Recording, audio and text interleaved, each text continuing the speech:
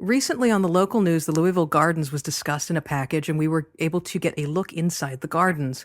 While the interior shots were a bit sad, the place still looks in decent shape. It's currently acting as a storage facility. Seeing the inside of the place again and hearing it being discussed reminded me of you, Jim, and some of the stories that you've told about your memories of the place. A lot of the comments on Facebook about the story as well are among the events mentioned by the reporter doing the story recalled wrestling as one of the staples of the gardens. What are some of your fondest memories, Jim? I saw the same news piece, and it's a shame to see, this great, venerable old arena that's been there for 100 years now. It was originally the Jefferson County Armory, and it was an armory for in World War I. It served as an armory, and then there were athletic events, boxing and wrestling, and a few different things that got in the 20s and 30s, and then World War II was an armory again. And then not only boxing and wrestling, but also basketball became a part, and the Holiday on Ice and concerts and the Kentucky Colonels ABA team and graduations. I would say that over the last 60 or 70 years, probably half of the high school students that have graduated in Louisville had their ceremonies held at the old armory, then the convention center, then the Louisville Gardens. But it's synonymous here in this town with pro wrestling because of all the events that have taken place over the last 100 years in that building. Wrestling has been by far the most frequent.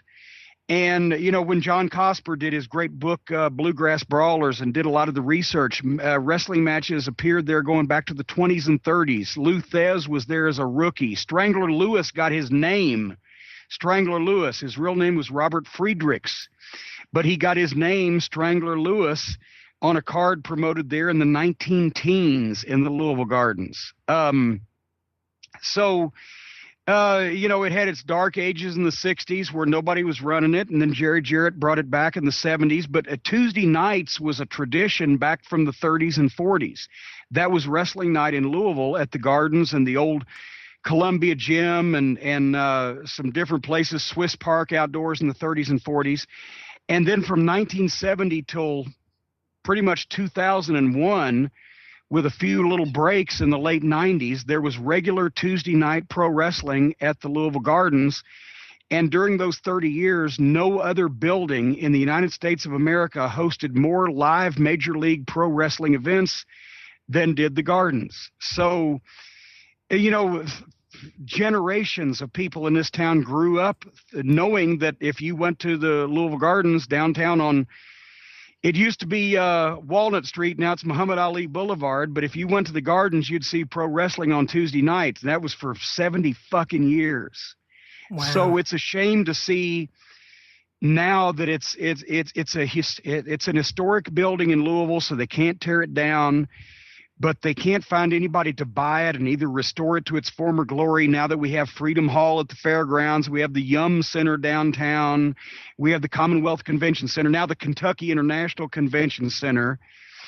It's an old arena that nobody wants to renovate, nobody wants to buy it and change it and repurpose it, but the city and the state can't tear it down because of its historic value, and it's built better than any of these new ones. It's going to be there until the earth opens up and swallows it in. But I just remember that's where I fell in love with wrestling. And every Tuesday night, my mom would take me when I was a kid.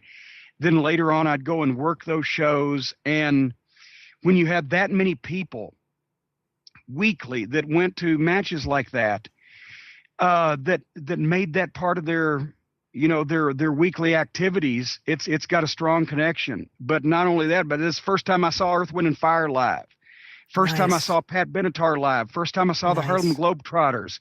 First time I saw Disney on Parade. It's sentimental to the people in Louisville, and I hope they find somebody that will do something with it that befits the historic nature. I mean, Elvis left that building. It's something that you can't replace, and too many of the buildings these days in the country are the Dunkin' Donuts Center or the Yum Center or whatever, and they don't have enough of those historic old arenas. In D.C., we had the D.C. Armory, which is where I used to see the circus when I was a little girl. Yeah, it's a play. They do like indoor flea markets and shit like that. Here in Los Angeles, we have the Forum. And I don't even know what they're doing there anymore because we have the Staples Center now. Those are the kind of places that are being used as and venues. in Los Angeles, before the Forum was the Olympic Auditorium. There's also a sportatorium here somewhere, which I think is still used by like EMLL. I think they have shows there. That was in Hollywood, wasn't it? Or with the Hollywood Legion Stadium. And in San Francisco, the Cow Palace. And I've been to the Cow Palace, and God, it's a dump.